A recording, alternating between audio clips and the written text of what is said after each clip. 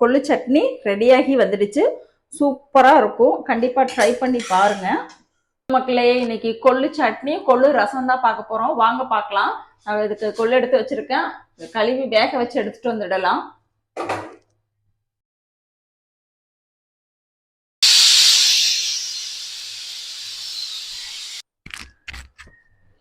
இப்போ கொள்ளு தாளிக்கிறதுக்கு கொஞ்சம் சீரகமும் வர கொத்தமல்லியும் கொஞ்சம் சேர்த்துக்கலாம். இப்போ வரமிளகாய் ஒரு 4-5 சேர்த்து, கொஞ்சம் பூண்டு சேர்த்துக்கலாம்.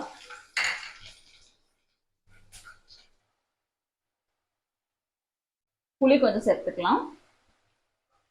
வேக வச்சு எடுத்துருக்க இந்த கொள்ளு சேர்த்துடலாம். கொள்ளுக்கு தேவையான அளவுக்கு உப்பு போட்டுக்கலாம். நம்ம வேக வச்சு தாளிச்சு எடுத்த கொள்ளை நம்ம அரைச்சு எடுத்துட்டு வந்ததெல்லாம்.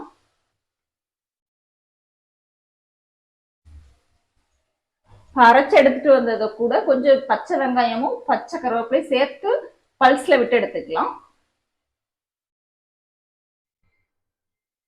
இப்ப